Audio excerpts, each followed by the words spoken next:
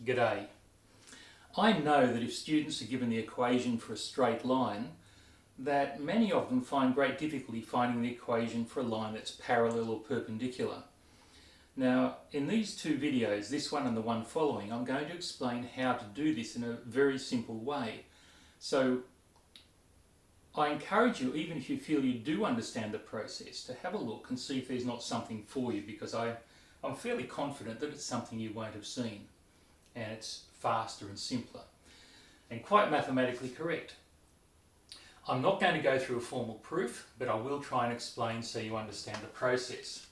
Let's imagine you're given something in general form. I'm going to make up a different equation. Let's say you've got something like 4x minus 5y plus 11 is 0, and you're asked to find the parallel line, or the line parallel to that, passing through, let's use 4, 1 again. Now, I made this up. We might end up with some nasty fractions or something, but let's see what we get. The traditional method of finding the parallel line is to rearrange this into the gradient-intercept form so we can see what the gradient is. So let's have a look. We want this left alone, so I'll leave the negative 5y here. And I'm going to move the 4x and the plus 11 over to the other side. So I subtract 4x. I subtract 11, then I would divide everything by negative 5. Now, all three of these are negative.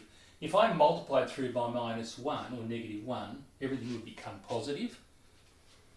Divide by 5, this becomes y, this becomes 4/5 x, and this becomes 11/5. So, this is the form that we aim at traditionally. It's in the gradient-intercept form. We have y equals something x plus a constant. There's our gradient. I'll write the word gradient here. And here's the y-intercept, which is just over 2. 2 1/5, 2.2. That's not so important because we're going to alter that, but we do want a line parallel.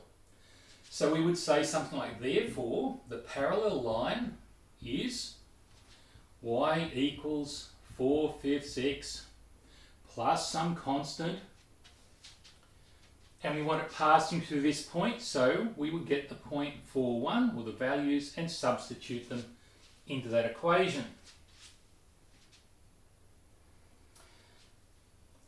Let's do that. I haven't got a lot of room, so I'm going to do some steps simultaneously.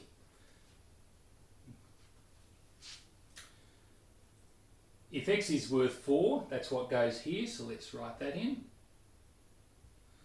4/5 of 4 plus b. And if y is worth 1, we put that in here. And we've got to solve that. Now, I'm going to solve it this way. I'm going to multiply this 4 by 4, but at the same time I'm going to multiply each term by 5. So 5 times 1 is 5. 4 4s are 16, and if I multiply by 5, it's going to divide the 5 out and leave the 16. And multiplying by 5 will give me 5b. I did that in 2 steps at once to save room. I subtract 16 from both sides, and 5 minus 16 is minus 11. And I divide by 5. So b would equal negative 11 or minus 11 on 5. Goodness, I didn't expect that. The exact opposite. So this becomes our constant, or our intercept, and we would say, therefore, the parallel line, I've run out of room, so I'll write it here. Therefore, the parallel line is y equals 4/5 x minus 11 on 5. So there it is, the 4/5 x. We needed to find this b, we substituted to find it, put it back in place of b, and there's our result. But we're often asked, if we've been given the question in the general form, then they want the answer in the general form. So guess what? We've got to change that back into the general form. Now, I'm often frustrated by the lack of room on the board. It's just the setup I have here at the moment.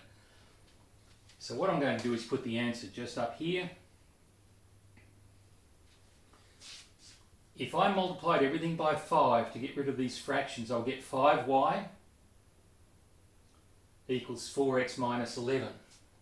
And if I took the 5y over here, because the 4x is positive, I would get 4x minus 5y minus 11 is 0. And that would be the general form as the result. I want you to notice something. And this is true whether we start with the general form, the standard form, the intercept form, or some other form. We started with this. The traditional method says change it to the gradient-intercept form so you can see what the gradient is. Write the gradient in your new equation, substitute the point so that you can actually locate where the line is. Find the b value, takes a few lines of work, put it back in, and then rearrange it back from the gradient-intercept form back into the general form. Notice we went from the general to the gradient-intercept, did a lot of work, got an answer in the gradient-intercept form and had to move back to the general form. This is traditional. I want to show you something quite simple and startlingly simple. And before I rub this off, I want to grab my black pen and talk about this equation. When we rearranged this, which numbers were used to find the intercept? Well, you can see it's got the 11 and the 5, so we used that and that. Did the 4 have anything to do with the intercept? Well, no, it didn't. Not at all. Now, that's not the question I was actually aiming at. Let's consider it a warm-up question. Let me ask the very important question. Where did this gradient come from, this 4/5?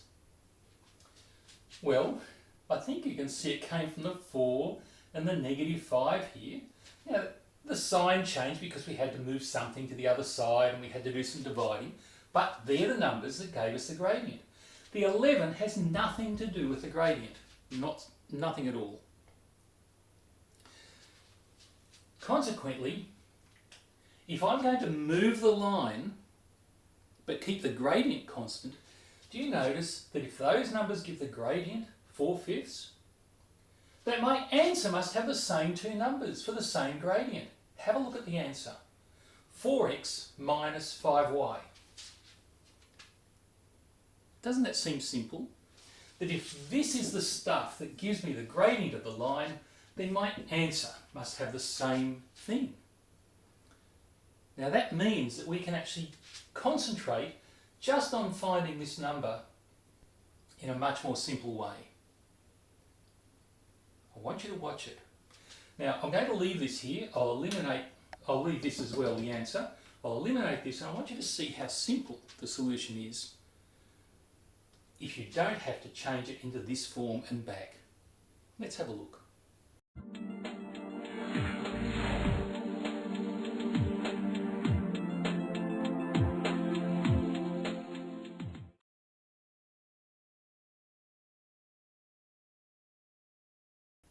Well, here's what we do. We write down the equation we're given, we write down the point we're given, and we say to ourselves, we want a line parallel to this one. Now, it's not in the gradient-intercept form, so I don't know what the gradient is. And I don't need to know. If someone asked me, of course I would rearrange the equation. They're not asking that, they just want a parallel line. So, I would say, straight away, therefore, parallel line is 4x minus 5y, that's parallel, plus some constant, I'll use a different letter instead of B or C, equals 0. That line is parallel to that because the 4x minus 5y is the same. And if I rearrange it, I know the 4 and the 5 are the numbers that give me the gradient. So, my question is, if I get the numbers 4 and 1 and substitute, my only job is to find k. Let's check it out. If x is worth 4, which happens to be the front of the equation as well, in this case, I get 4 lots of 4 minus 5 lots of the y value plus k is 0.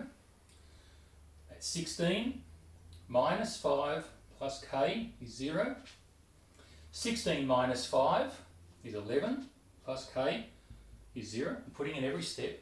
Subtract 11, k is negative 11. There it is.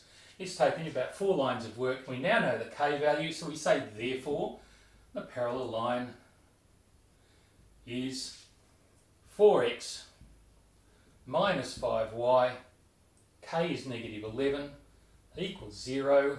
There it is.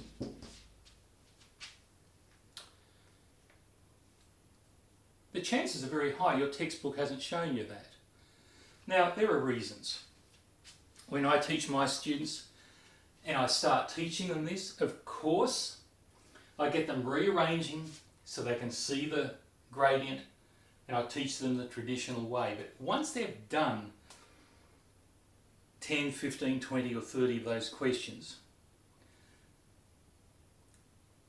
and got the hang of what's going on and they realise we're talking about lines with the same gradient, I then show them the shortcut.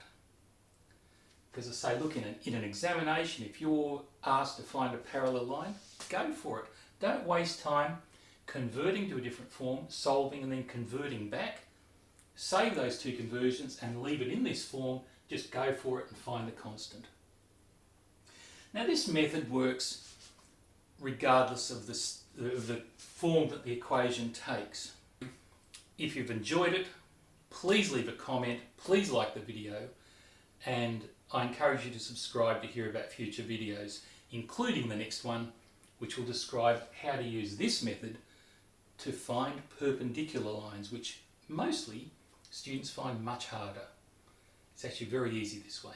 So I look forward to seeing you in the next video. Thank you for watching.